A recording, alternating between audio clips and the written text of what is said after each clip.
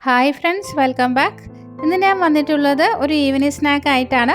വളരെ ടേസ്റ്റിയാണ്, സ്വീറ്റ് ആയിട്ടുള്ളൊരു റെസിപ്പി കൂടിയാണിത്. വീട്ടിലുള്ള ചേരുവകൾ മാത്രം കൊണ്ട് നമുക്കിത് റെഡിയാക്കി എടുക്കാൻ പറ്റും. എന്നാൽ വീഡിയോയിലോട്ട് പോകാം.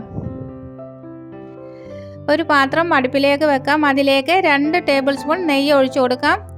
നെയ്യൊന്ന് ചൂടായി വരുമ്പോൾ ഇതിലേക്ക് അണ്ടിപ്പരിപ്പ് ചെറുതായി അരിഞ്ഞത് കൂടി ചേർത്ത് കൊടുക്കാം. ഇതൊന്ന് റോസ്റ്റ് ചെയ്തെടുക്കാം. ഇതിലേക്ക് ഇനി 1 കപ്പ് തേങ്ങ ചിരകിയത് കൂടി ചേർത്ത് കൊടുക്കാം. ഒന്ന് നന്നായിട്ട് ചൂടാക്കിയെടുക്കാം. 1 കപ്പ് അവിൽ ചേർത്ത് കൊടുക്കാം. ഏത് അവിലും യൂസ് ചെയ്യാവുന്നതാണ്. വെള്ള അവിലോ അല്ലെങ്കിൽ മട്ട അവിലോ ഏതും ഇതിന് യൂസ് ചെയ്യാവുന്നതാണ്. നന്നായിട്ട് ഇളക്കി കൊടുക്കാം. ഇതിലേക്ക് 1 നേന്ത്രപ്പഴം ചെറുതായി അരിഞ്ഞത് കൂടി ഇട്ട് കൊടുക്കാം. ഇതിലേക്ക് ഇനി 1/4 കപ്പ് ശർക്കര കൂടി ചേർത്ത് കൊടുക്കാം. നന്നായിട്ട് മിക്സ് ചെയ്തെടുക്കാം. 1/4 കപ്പ് ശർക്കര എന്ന് പറയുമ്പോൾ ഒരു 3 അച്ചുണ്ടാവും കേട്ടോ. ഇത് നന്നായിട്ട് ഇളക്കി യോജിപ്പിച്ചെടുക്കാം. ഇതിലേക്ക് ഒരു ടേസ്റ്റിന് വേണ്ടി 1 ടീസ്പൂൺ ഏലക്കാപ്പൊടി ചേർത്ത് കൊടുക്കാം. ഇപ്പോൾ നമ്മുടെ ഫില്ലിംഗ് ഇവിടെ റെഡിയായി കഴിഞ്ഞു. ഇനി ഇതിൻ്റെ ബാറ്റർ റെഡിയാക്കണം. ഒരു ബൗളിലേക്ക് 1 കപ്പ് മൈദാപ്പൊടി ഇട്ട് കൊടുക്കാം. ഇതിലേക്ക് 3 ടേബിൾ സ്പൂൺ ഗോതമ്പ് പൊടി കൂടി ചേർത്ത് കൊടുക്കാം.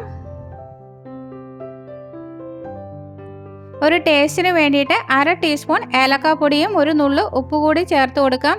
ഇതിലേക്ക് കുറേശ്ശെ വെള്ളം ഒഴിച്ചു കൊടുത്ത് നല്ല ലൂസായിട്ടുള്ള ബാറ്റർ റെഡിയാക്കി എടുക്കാം.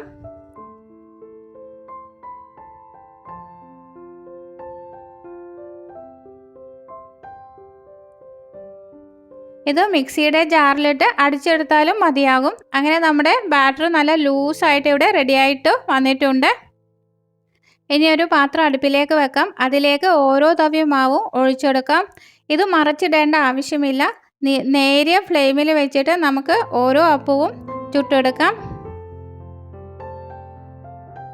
ഇതേമാതിരി എല്ലാതും ഷീറ്റും റെഡിയാക്കി എടുക്കാം. ദോശക്കല്ലിലും ഇതേമാതിരി ഷീറ്റ് റെഡിയാക്കാവുന്നതാണ്. നമ്മൾ റെഡിയാക്കി വെച്ചിരിക്കുന്ന ഓരോ ഷീറ്റും അപ്പോൾ ഫില്ലിംഗ് നിറച്ച് കൊടുക്കേണ്ടതാണ്. നടുവിൽ ഫില്ലിംഗ് വെച്ച് കൊടുത്ത് 2 സൈഡും നടുവിലേക്ക് ആക്കി വെക്കാം. ഇനി ബാക്കി വരുന്ന 2 സൈഡും നടുവിലേക്ക് വെച്ച് കൊടുത്ത് ഒന്ന് പ്രസ് ചെയ്തെടുക്കാം. ഓരോ ഷീറ്റും റെഡിയാക്കി കഴിയുമ്പോൾ തന്നെ ഫില്ലിംഗ് വെച്ച് കൊടുത്ത് മടക്കി എടുക്കേണ്ടതാണ്. ഷീറ്റുകൾ അട്ടിയട്ടി വെക്കുകയാണെങ്കിൽ ഒട്ടിപ്പിടിച്ച് പോകുന്നതാണ്. അങ്ങനെ എല്ലാ ഷീറ്റും ഇതേമാതിരി മടക്കിയെടുക്കാം. റെഡിയാക്കി മാറ്റി വെച്ചിരിക്കുന്ന ഓരോ സ്നാക്കും ഇതേമാതിരി ഒന്ന് ഒട്ടിച്ചെടുക്കാം. നമ്മൾ നേരത്തെയുള്ള മാവിൽ നിന്നും കുറച്ച് ഭാഗം മാറ്റി വെച്ചിട്ടുള്ളതായിരുന്നു. ഈ ഒരു പാത്രം അടുപ്പിലേക്ക് വെക്കാം. അതിലേക്ക് 2 ടീസ്പൂൺ നെയ്യ് ഒഴിച്ചു കൊടുക്കാം. നെയ്യ് നന്നായിട്ട് ചൂടായി വരുമ്പോൾ നമ്മൾ റെഡിയാക്കി മാറ്റി വെച്ചിരിക്കുന്ന ഓരോ സ്നാക്കും തിരിച്ചും മറിച്ചും ഇട്ട് ഒന്ന് മൊരിപ്പിച്ചെടുക്കാം.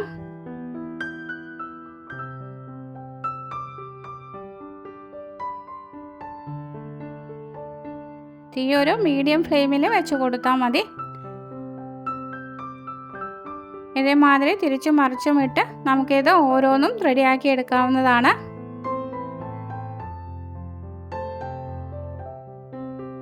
വൈകുന്നേരങ്ങളിൽ കുട്ടികൾക്ക് കൊടുക്കാൻ പറ്റുന്ന നല്ലൊരു അടിപൊളി സ്നാക്ക് കൂടിയാണിത്.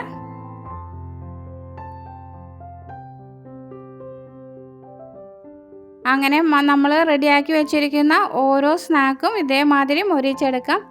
ഈ റെസിപ്പി നിങ്ങൾക്ക് ഇഷ്ടപ്പെടുകയാണെങ്കിൽ ലൈക്ക് ചെയ്യാനും നിങ്ങളുടെ ഫ്രണ്ട്സിനും റിലേറ്റീവ്സിനൊക്കെ ഷെയർ ചെയ്ത് കൊടുക്കാനും മറക്കരുത് കേട്ടോ.